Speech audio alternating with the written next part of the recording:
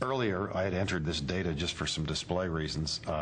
I'm going to erase it now. There are a number of ways to eliminate data from your screen. You'll find, by the way, that frequently you don't need to erase. You simply put different data in. But let's get rid of this information here. And you can highlight cells in kind of a diagonal way, this way.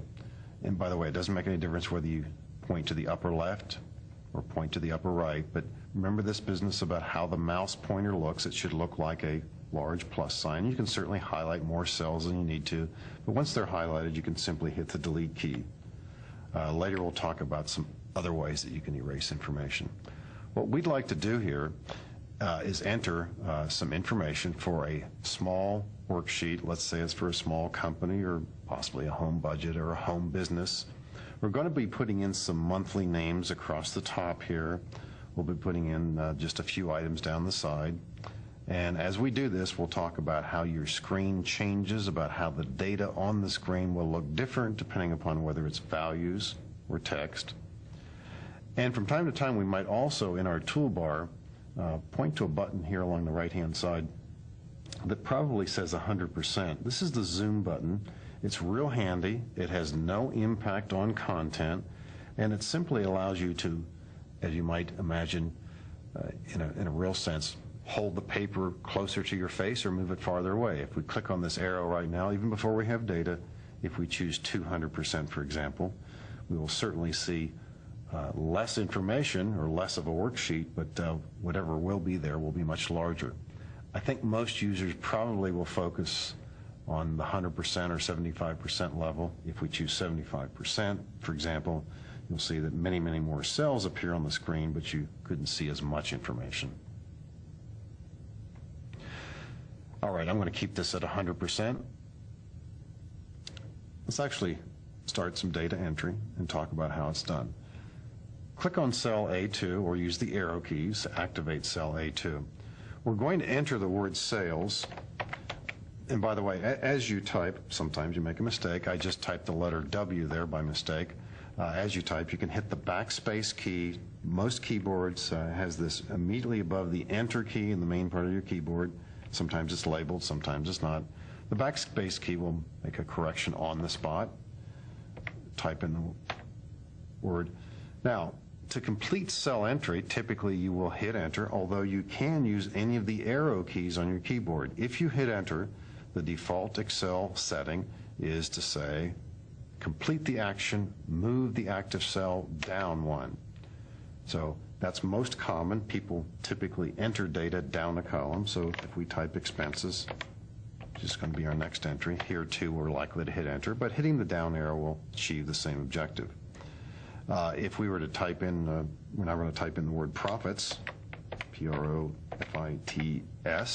If you were to hit the right arrow upon completion, it moves the active cell to the right. If the default setting of moving the active cell down is not to your liking, you can, in the menu, click on the Tools command and slide to the word Options. Choose from here. You will want to click on the Edit tab and possibly make a change here. Move selection after enter means the active cell will move after you hit enter when typing an entry. If you turn this off, click OK. Next time you type something and hit enter, the active cell stays in place. If you would prefer for the active cell to move to the right, and I think most people don't, but if you were to prefer that, you can click on Tools, Options, reactivate this, and change the direction to be right. I've known some people who will use this occasionally because they need to enter information across a row, and they need to do that, say, for the next 10 minutes or so. So they might turn the feature this way. But again, the right arrow will do the same thing. The default setting here is keep the box in front of Move Selection After Enter checked, and keep this set it down. Click OK. So data entry, wherever it occurs, you type something, you hit enter, active cell moves down. We're going to put in months across the top of row 1 here. Now, we can type JAN or possibly January, whatever we prefer. I'm going to type January in this case. And I'm about to hit enter, but one of the nice shortcuts in Excel, and it's worth bringing up now, is that Excel does recognize the standard spelling of the 12 months of the year or their abbreviations. And rather than even hitting enter here, what I'm going to do is point to the lower right-hand corner of the cell. Now, once again, we're reminded of the fact the active cell has a little, looks like a box in the lower right-hand corner. It's called the fill handle, and when the mouse is pointed there, it looks like a plus sign without any kind of a shadow, sort of like crosshairs. Now, I'm going to click and drag, and as I do this, notice how a little reminder pops up on the screen that says February, March, April, and of course you can guess what's going to happen here. We're going to take this out to June. I'm going to let go of the mouse button. That would have worked just as smoothly and easily had I typed JAN, and if I had done all caps, the succeeding 5 months would be all caps also. This same technique also works for days of the week or their abbreviations. So just to test that, for example, if I were to click here and type TUE, and I point to the lower right-hand corner, the mouse pointer looking like that, drag down, same idea. If I were to drag to the right or down, the sequence moves ahead in time. If at any point you drag up, as I'm about to do here with TUH, this will move backward in time. Or to drag leftward, same idea. So you could say any day of the week or any month of the year, whenever you use its complete spelling or its standard 3-letter abbreviation, is potentially the start of a series. And that's because, of course, that in many, many worksheets, people have the need to enter months or days of the week. So we see how it happens.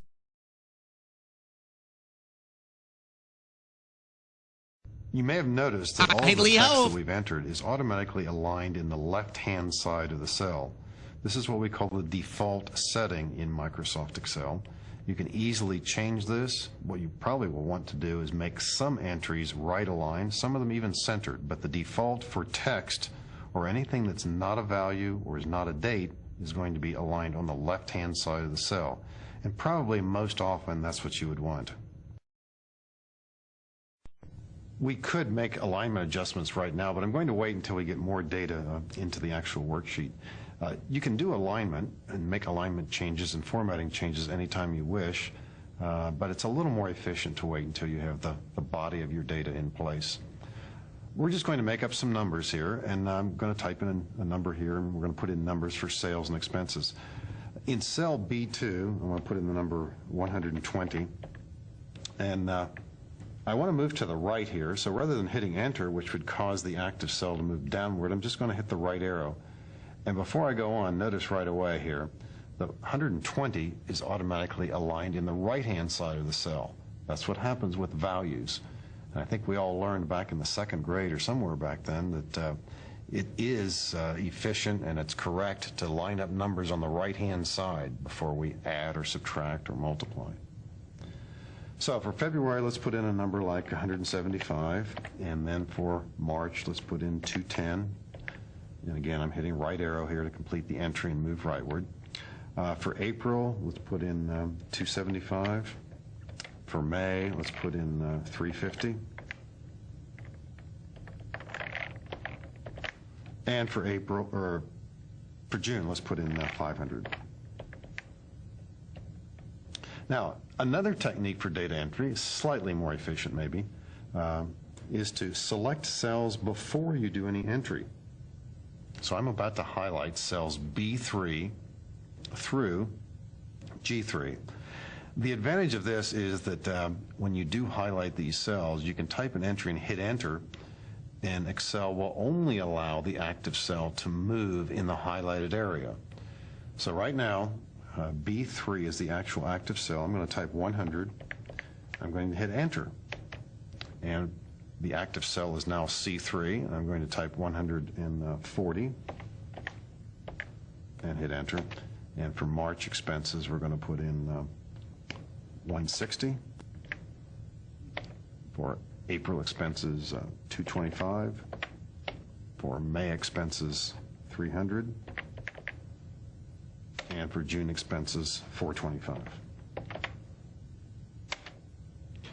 And by the way, this technique would also work when you're selecting a range that's not just one row or one column. So I don't really want to do data entry here, but just for the record to show how this might work, I'll type a number, hit enter, type another number, hit enter, and another one, enter. Now what happens when I hit enter here? It'll just move to the next active cell. And on the last cell, if you type that and hit enter, the active cell will move back to the starting location. So this technique could come in handy also. Just going to hit delete now to get rid of that data. So let's take stock of what we have here. Data entry has occurred across these cells. Text entries are automatically aligned on the left side for now. Numerical entries appear on the right-hand side. We haven't put any dates in here, but we could do that just to show you how they're entered in perhaps cell A1. And I'll just put in an arbitrary date. Suppose it's June 6th, June 7th, let's say, 6/6/ and we'll say 1999. When you type a date entry, either using slashes or hyphens, and you hit enter, the information is automatically aligned on the right-hand side of the cell, just as if it were a value. A nice little aspect of this, by the way, is that occasionally you might hit a wrong key or enter an impossible date. Whenever you see date information left aligned, be suspicious because it's probably incorrect. For example, if I type 4/31/99, now there is no such date as April 31st. Watch what happens when I hit enter.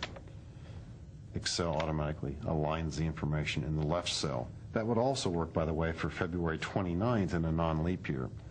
And it also works in those situations where, again, if you perhaps maybe if you had caps lock on and you typed March 10th, so 3/ and you typed 1 and you meant to hit 0, but you hit the O. Now, obviously, we can see the difference, but sometimes you don't see that. 99, hit enter. What happens? Excel does not recognize that as a date, so it's left aligned.